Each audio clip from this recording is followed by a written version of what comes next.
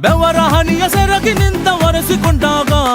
ಹಗ್ಗದ ಮಗೆ ಅಂಗಿ ಒಣಗಿಸುವಾಗ ನಿನ್ನ ಮೈಯ ವಾಸನೆಯು ನೆನಪಾದಾಗ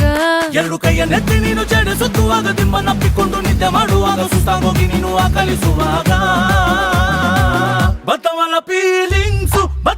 ಫೀಲಿಂಗ್ಸು ಬಂದು ಬಂದು ಮುಚ್ಚಾಗ್ತಾವೆ ಫೀಲಿಂಗ್ಸು